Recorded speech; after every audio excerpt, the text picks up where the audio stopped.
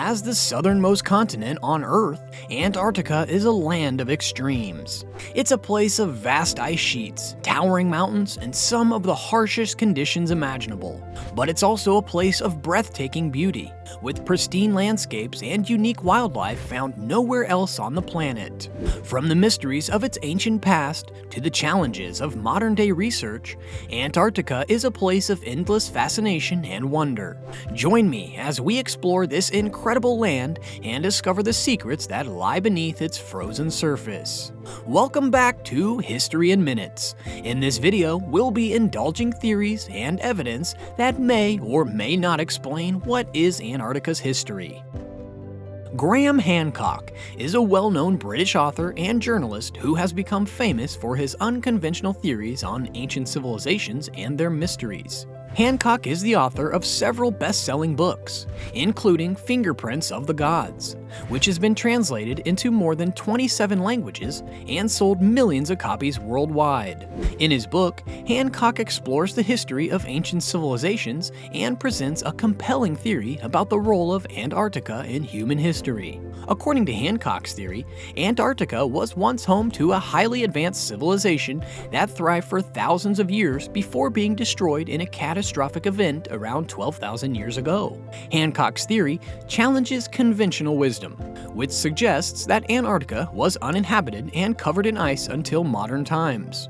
However, Hancock presents a range of evidence to support his theory, including ancient maps, geology, and mythology. He argues that these pieces of evidence point to a lost civilization on Antarctica that was wiped out in a catastrophic event. The first piece of evidence that Hancock cites is a map known as the Piri Reis map. The Piri Reis map is one of the most intriguing pieces of evidence supporting Graham Hancock's theory about the history of Antarctica. Created by Turkish Admiral Piri Reis in 1513, this map is an impressive feat of cartography for its time. It shows the coastlines of South America, Africa, and Antarctica in impressive detail, including many features that were not officially discovered until much later.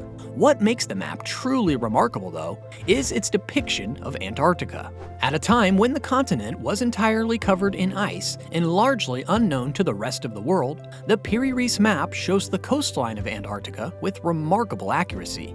The map even includes details such as rivers and mountains, which were not officially confirmed until the 20th century. For Hancock, this accuracy is evidence that the map was based on much older sources, perhaps from a time when Antarctica was free of ice and home to a thriving civilization. The theory is supported by other evidence, such as geological formations on the continent that resemble those found in other parts of the world, as well as the mythology of various cultures that speak of a lost civilization destroyed in a catastrophic event. Of course, not everyone is convinced of Hancock's theory, and many scientists and historians have offered alternative explanations for the Piri Reis map's accuracy. Some argue that the map could have been based on earlier maps or oral traditions, while others suggest that Piri Reis may have simply made an educated guess based on what little was known about the continent at the time. Another piece of evidence that supports Hancock's theory is the geology of Antarctica. Researchers have made a number of fascinating discoveries in recent years, including evidence of ancient lakes and rivers that once flowed beneath the ice. These discoveries suggest that the continent was once much warmer and more hospitable to life than it is today, and it may have been home to a thriving ecosystem at one time. In addition to these discoveries, there are also geological formations on the continent that resemble those found in other parts of the world.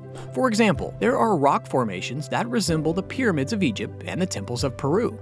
This has led some researchers to speculate that there may have been an ancient connection between Antarctica and other parts of the world, and that the continent may have been visited or inhabited by ancient civilizations. One of the most fascinating examples of this is the discovery of a mountain range in Antarctica that has been dubbed the Lost Mountains. These mountains were discovered in 2017 using satellite data, and they are believed to be the remnants of a long-lost continent that once connected to Africa and South America.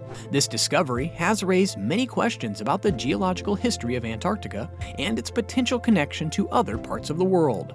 And again, not everyone agrees with Hancock's theory, and there are many alternative explanations for the geological formations and ancient lakes and rivers found in Antarctica. Some researchers researchers argue that these features are a result of natural processes such as tectonic activity and erosion, rather than the result of ancient civilizations. Hancock also points to the mythology of ancient cultures as evidence for his theory. One of the most well-known examples is the story of Atlantis, an ancient civilization that was said to have been destroyed in a catastrophic event. While the existence of Atlantis has never been proven, many scholars believe that the story may have been based on real events or places. For Hancock, the story of Atlantis is particularly intriguing because its potential connection to Antarctica. He argues that the lost city may have been located on the continent, which was once much warmer and more hospitable to life than it is today. The story of its destruction, according to Hancock, may have been based on a real event that occurred around 12,000 years ago, possibly the result of a cataclysmic natural disaster. The idea that Atlantis was located on Antarctica is not a new one, and many researchers have explored the possibility over the years. Some have pointed to geological formations on the continent that resemble the descriptions of Atlantis in ancient texts, while others have suggested that the lost city may have been located in the region that is now covered by ice.